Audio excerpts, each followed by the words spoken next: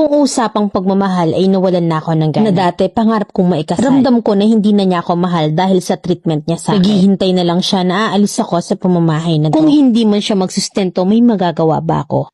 May ka-live-in ako at meron kaming isang anak. Nagsimula kami sa walang-wala hanggang sa nagkaroon ng konting negosyo. At napansin ko yung pagbabago niya dahil sa pera na meron siya. Akala ko hindi siya magbabago kapag parehas na kaming successful. Akala ko na ako pa rin ang gusto niyang makasama kapag successful na siya. Nagsama kami for 5 years sa hirap kahit na konti lang yung sahod namin. Good provider naman siya at wala naman akong problema doon. At kung may nagsusulsul man sa kanya na gawin mo to, gawin mo yan, ay gagawin niya talaga. In short, wala siyang sariling desisyon sa buhay. Nakadepende ang mga magulang niya ngayon sa amin, na hindi naman ganun katanda at kaya pa namang kumita sa sarili nila, pero bakit kailangan pa nilang magpaobliga sa anak nila? Hindi naman sa nagdadamot ako sa parents niya, pero ayoko rin kasi nakasama sa bahay yung dating nagmamaliit sa akin, na below the belt kung pagsalitaan ako. Dati pinaglaban niya kami ng anak niya nung time na inaway ako ng mama niya. Na kesyo nilalandi ko daw yung biyanan kong lalaki kahit wala naman akong ginawang masama para pagdudahan niya. Kung ano-anong pinagsasabi niya sa akin at hindi ko makakalimutan yon. Ang akin lang, ayoko rin kasi na nandito sila kasi may bahay naman sila. Gusto ko rin namang mag-provide para sa kanila kung bubukod sila sa sarili nila. Na ang ayoko lang talaga ay makikialam pa sila sa amin kasi may sariling pamilya na yung anak nila. Sinimula na kasi nilang i-brainwash na kapag hindi kami okay ng ka-live-in ko ay kaya na niya akong pagsabihan ng masasakit na salita. Lagi niya akong pinapalayas at pinapauwi na hindi naman siya ganyan dati. Na nagbago lang siya nung dumating na yung parents niya dito. Hindi niya na-appreciate yung mga nagawa ko sa pamilyang binuo naming dalawa. Yung tipong parang kasalanan ko lahat-lahat. Na kapag nagtatampo ako ay nagagalit siya na kesyo nagdadrama lang daw ako at naghahanap lang daw ako ng gulo. Gusto ko lang naman kasing maintindihan niya yung side ko na kung bakit ayokong nakatira kami sa iisang bahay ng parents niya. Pero sa huli ako pa rin yung masama. Na hindi raw ako marunong makisama sa parents niya, na sa totoo lang ay tinuring ko na ring magulang. Na kahit na nga toxic sila sa akin ay napatawad ko na. Na sana mag-set siya ng boundaries namin para sa peace of mind ko. Na kinakalaban niya ako ngayon kapag nagsalita ako. Dati nung 2 years pa kami nagsasama, nahuli ko rin siyang may babae. Pero depensa niya na joke lang yon. Pinatawad ko siya dahil na rin gustong gusto ko talagang bigyan ng buong pamilya yung anak ko. Na hindi lang isang beses ko siyang nahuli, 2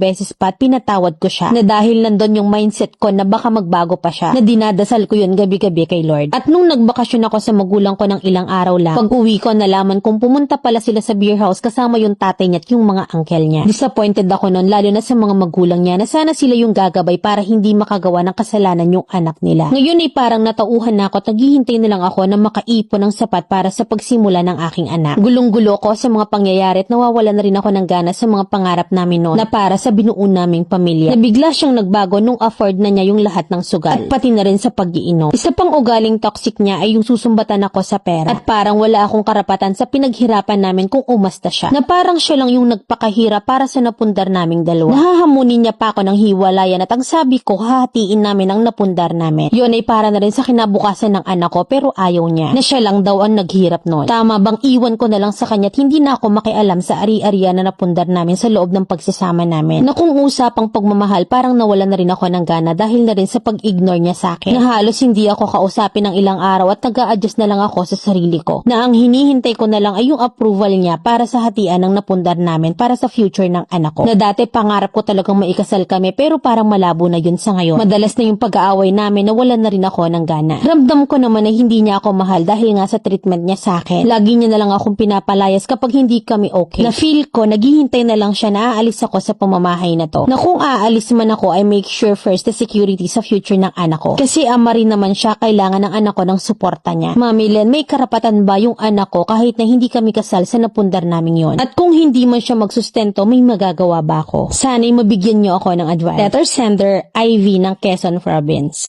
Grabe yung ganyang klase ng biyanan. Yung sila pa yung magiging rason para masira kayong magpartner. Na dapat sila yung gagabay, aayos ng gusot, pero hindi Na imbes sa palala yung sitwasyon. Grabe magmanipula. Feeling nila kinder yung anak nila para diktahan. Tumira ng 3 na nga 3 point. Engot din naman yung asawa mo, magpapamilya pero nakatago sa sayang. Wag mong ilalaban yung partner mo, Mima. Sakit ng ulo mo dyan. Magugulo yung bangs mo kahit wala kang bang. Diyos ko, wala kang peace of mind sa bonjing na yan. Seek legal advice regarding sa properties and business business nyo. Kasi alam ko may habol ka kahit na hindi kayo kasal. Matagal din kasi kayong nagsama, 5 years is not a joke. At nasa bagong batas yan. Sa sustento sa bata na kahit hindi kayo kasal, sadyang obligado. Pasok sa vowsy or karapatan ng bata yun. Kasuhan mo pag di nagbigay, mahabang proseso man, wag mong susukuan. Iba talaga ang nagagawa ng pera, lalo pag sinasamba. Alam mo, bagay na bagay sa'yo to. A woman's loyalty is tested when her man has nothing. And a man's loyalty is tested when he has everything. Nasa pool ba kita doon, Mima?